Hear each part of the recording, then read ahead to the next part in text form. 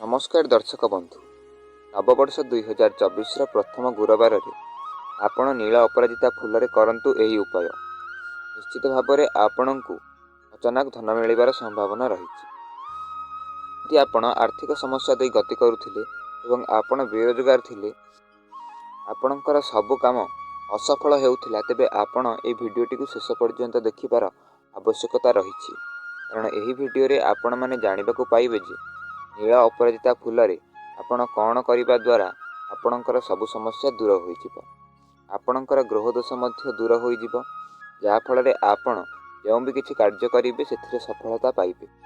यही उपाय करने द्वारा जेपरी माँ लक्ष्मी स्वयं आपण घर को आसबे और आपणकर सबु समस्या को दूर करदे। आपणकर लाभ पाई ये भिडियोटी को शेष पर्यंत देखंतु। यदि आपण यही चारोटी कार्य मध्यरु गोटे कार्य भी करूछंती, जानी रखंतु जे आपणकर सबु समस्या दूर होगा लगिब। भिडियोटी को आरंभ करने पूर्व आपण मानंकु एक छोट रिक्वेस्ट जे यही भिडियोटी को गोटे लाइक करंतु एवं श्रद्धार सहकारे कमेंट बॉक्स रे जय माँ लक्ष्मी निश्चित भाव में कमेंट टे करंतु। फ्रेंड्स, नीला अपराजिता फूल आम घर पाखरे अति सहजरे मिल जाइए। तेबे यही फूल साधारणतः धला एवं गाढ़ नील रंगर होता है। जदि यही फूल को आनी आम यही चारोटी उपाय मध्यरु गुरुवार दिन जेकोसी गोटाए उपाय करूछंती, तेबे मानिकी चलतु जे आपणको आगामी दिन में धनर अभाव केबे भी हब नहीं। आर्थिक स्तर में आपण सुदृढ़ हो पारिबे एवं आपण चाहुथिबा सबु काम सफलता रे परिणत हो पारिबो। तेबे डेरी न करी आसंतु आमे जानिबा जे कौन सही सब कार्य। फ्रेंड्स, से चारोटी कार्य कहवा पूर्व आपण मानंकु आउ गोटे कथा कही रखे जे जो भी कार्य यही भिडियो कहुई धन उपार्जन कर संभावना को वृद्धि करिथाए। किंतु जदि आपण सतरे धन उपार्जन करने चाहूँगी, तेबे आपण निजे परिश्रम करने पड़िबो। जो भी कार्य आपण करूछंती एथिरे आपण आउरी परिश्रम कले ही आपण सफलता पाई परिबे। तेबे जदि आपण एही चारोटी उपाय करूछंती एवं भाबुछंती जे आमको धन मिल जिवो, तेबे आपण भूल भाबुछंती। कारण यही जिनस करबा परे मध्य आपनको हुए तो धन न मिल पारे यदि आपण निजर कार्य को ठीक भाव में न करूछंती।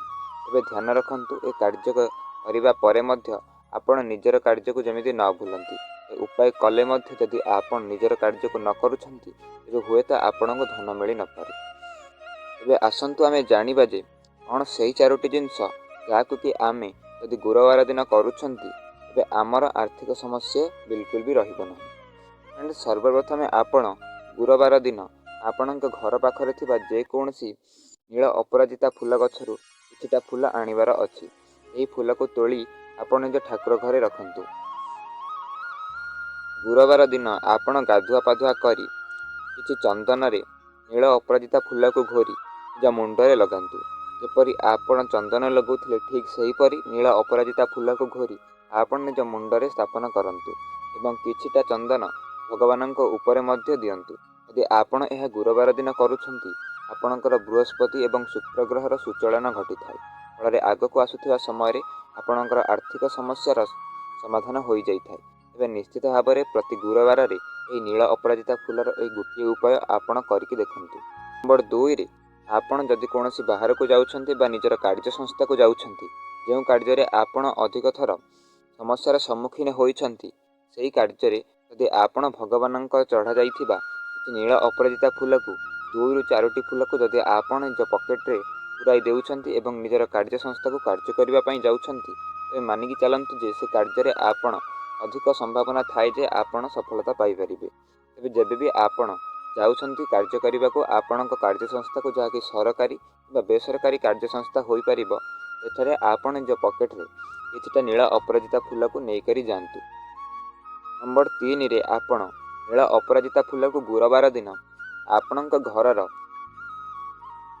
मुख्य द्वार तले एवं एक कलसी रे आपण जल भर्ती करी सेठारे किछि नील अपराजिता फूल को थोई दियंतु।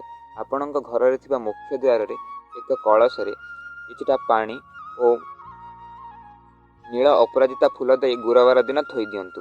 यही उपाय करिबा द्वारा आपण मानिके चलंतु जे आपणकर सबु समस्या खूब कम दिन मध्य दूर हो जिवो। नुआ वर्ष रे वर्ष सारा आपणको धन प्राप्ति होबार संभावना रही। मात्र जदि आपण निज कर्म को ठीक भाव में करूछंती ଏବଂ ଏହି କଥା ମଧ୍ୟରୁ ଯାହା ବି ଆପଣ ପାଳନ କରୁଛନ୍ତି ମାନିକି ଚାଲନ୍ତୁ ଯେ ମା ଲକ୍ଷ୍ମୀ ନିଶ୍ଚିତ ଭାବରେ ଆପଣଙ୍କର ସାହା ହେବେ। ନମ୍ବର 4ରେ ଯେଉଁ ଜିନିଷ ରହୁଛି ତାହା ହେଉଛି ଆପଣ ଗୁରୁବାର ଦିନ ମା ଲକ୍ଷ୍ମୀ ଏବଂ ପ୍ରଭୁ ଜଗନ୍ନାଥ ମନ୍ଦିରକୁ ଯାଇ ସେଠାରେ କିଛି ନୀଳ ଅପରାଜିତା ଫୁଲକୁ ଦିଅନ୍ତୁ। ଏହା କରିବା ଦ୍ୱାରା ମଧ୍ୟ ଆପଣଙ୍କର ସବୁ ସମସ୍ୟା ଦୂର ହୋଇଯିବାର ସମ୍ଭାବନା ଥାଏ। ଯଦି ଆପଣ ଅନେକ ଦିନ ହେଲା କୌଣସି କାର୍ଯ୍ୟରେ ବିଫଳତା ପାଉଥିଲେ ଏବଂ କେବେ ବି ଆପଣ ସଫଳତାର ଥିଲେ, ତେବେ ମାନିକି ଚାଲନ୍ତୁ ଯେ ଯଦି ଆପଣ ମା ଲକ୍ଷ୍ମୀ ଏବଂ ପ୍ରଭୁ ଜଗନ୍ନାଥଙ୍କ ଉପରେ ନୀଳ ଅପରାଜିତା ଫୁଲଟିଏ ଚଢ଼ାଇ ଦେଉଛନ୍ତି, ଏହା ଆପଣଙ୍କର ସବୁ ସମସ୍ୟାକୁ ଦୂର କରିଦେବ।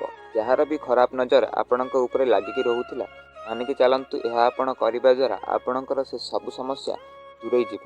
ଏହି 4ଟି ଉପାୟ ଯଦି ଆପଣ ଏହି ନୂଆ ବର୍ଷର ପ୍ରଥମ ଗୁରୁବାରରେ କରୁଛନ୍ତି, ତେବେ ଆପଣଙ୍କର ସବୁ ସମସ୍ୟା ଦୂର ହେବା ପାଇଁ ଲାଗିବ।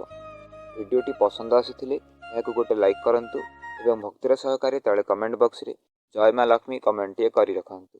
ଧନ୍ୟବାଦ।